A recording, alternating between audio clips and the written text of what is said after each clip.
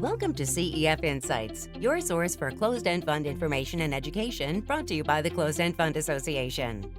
Today we are joined by Doug Bond, Executive Vice President and Portfolio Manager with Cohen and Steers.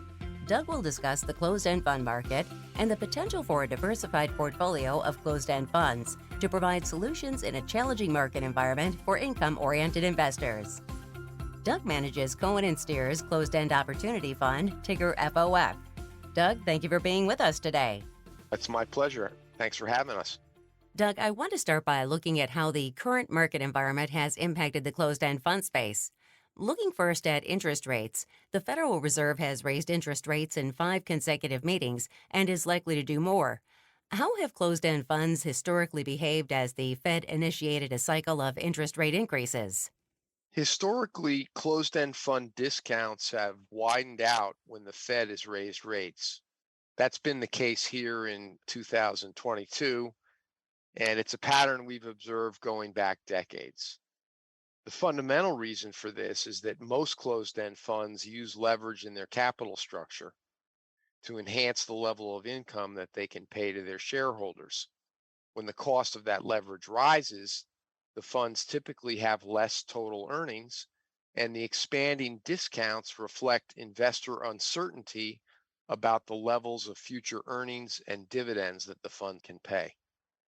The economic environment also has inflation running high and economic growth slowing, while significant geopolitical tensions have added to volatility.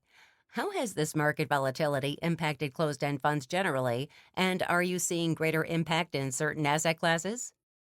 So far, most asset classes have suffered from hotter inflation and slower growth. Away from energy and commodity focused funds, most NAVs and market prices are down. As to asset classes, fixed income funds have seen more pronounced discount widening, while equity discounts on average have remained below their long term averages. Perhaps we can attribute this to the company's relative ability to protect earnings and dividends by raising prices in a higher inflation environment. Many closed-end fund investors are income-oriented. Does the general widening of discounts benefit an income-oriented investor looking to put new money to work in the space? How should a fund's use of leverage affect that investor's consideration of a potential investment? New money going into closed end funds today benefits from improved discounts as well as higher current distribution yields. For instance, today, an index of taxable bond fund closed end funds yields over 9.5%, whereas last year at this time, the yield was less than 8%. In general, buyers of closed end funds today should expect potential dividend reductions in the future, as thus far during the tightening cycle by the Fed, borrowing costs have risen for most funds, and only a minority have cut the monthly dividend. Doug, we mentioned FOF, the fund you manage, which focuses on investment in a diversified portfolio of closed-end funds. What is your process to evaluate potential investments, and how do you then make specific security selections and allocate those positions as you build your portfolio? For FOF, we combine a top down and bottom up assessment in our investment process. In making specific security selections, we focus a lot on relative value while maintaining a focus on our overall objectives of high current income and potential for capital appreciation via a portfolio broadly diversified by asset class, fund sector, asset managers, and funds. Currently, because of uncertainty over the economy and company profits, our equity fund weight is at the lower end of its historic range, and we're currently finding more bargains among the taxable bond closed-end funds than either the equity or muni parts of the market. Having said that, many of the more recently issued so-called 2.0 equity closed-end fund IPOs do offer compelling values today, and we've been adding to those. What are the key factors that would lead you to sell a particular portfolio security? The biggest drivers of the sell decision are relative value. If a fund is expensive to its own history or competition in the same sector, it becomes a candidate to reduce. If it's expensive relative to its peers, adjusted for its track record as a steward of capital, it's a candidate to be sold. If we feel there's a risk of a distribution cut, it's a candidate to reduce. Are valuations in the closed-end fund space currently at attractive levels? Coming into 2022, equity, taxable bond, and muni funds all sold at valuations expensive to their 25-year long-term averages. Today, taxable bond and muni funds are cheap to those averages, while equity remains expensive.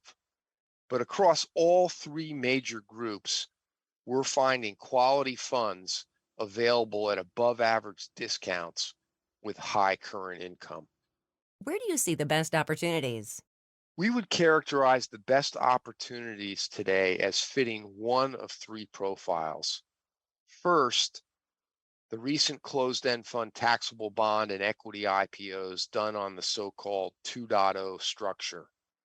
Based on our work, many of these are selling at between 1 and 2 standard deviations cheap from a best fit line explaining the relationship between discount and dividend that describes the more seasoned group of 1.0 funds. Second, seasoned large cap, broadly diversified equity funds selling at double-digit discounts to NAV with good long-term track records. And then third, credit-sensitive taxable fixed income funds selling at double-digit discounts and yields between 8.5% and 9.5% or greater. Groups where you can find these include multi-sector high yield, senior loan, and preferred. What do you see as the key risks for closed-end funds in the current environment, or are the risks more specific to a fund's asset class? The two most significant risks for closed-end funds are one, structural, the leverage in the capital structure. This leverage amplifies the NAV, market price, and dividend risks associated with the closed-end funds. And two, the asset class risk. In the current environment, with the Fed tightening, disentangling the structural, the leverage, from the asset class risk is tough because a policy error from the Fed, excessive tightening, could have profound consequences for many different closed-end fund sectors and funds with high degrees of economic sensitivity.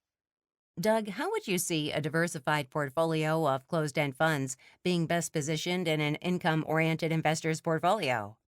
For most investors, I think a diversified closed-end fund portfolio should be a high income complement to the equity portion of a client's portfolio. The reason we think this is that the market prices of shares of closed-end funds are often quite volatile, regardless of the underlying asset class target. The market price volatility is often quite equity-like. Doug, thank you for sharing your thoughts with us. It's been our pleasure. And we want to thank you for tuning in to another CEF Insights podcast. For more educational content, please visit our website at www.cefa.com. This material is not and is not intended as investment advice, an indication of trading intent or holdings, or the prediction of investment performance. All fund-specific information is the latest publicly available information. All other information is current as of the date of this presentation. All opinions and forward-looking statements are subject to change at any time. Cohen & Steers disclaims any responsibility to update such views and/or information. This information is deemed to be from reliable sources. However, Cohen & Steers does not warrant its completeness or accuracy. This presentation is not intended to and does not constitute an offer or solicitation to sell or solicitation of an offer to buy any security, product, investment advice, or service, nor shall any security, product, investment advice, or service be offered or sold in any jurisdiction in which Cohen & Steers is not licensed to conduct business and/or an offer, solicitation, purchase, or sale would be unavailable or unlawful.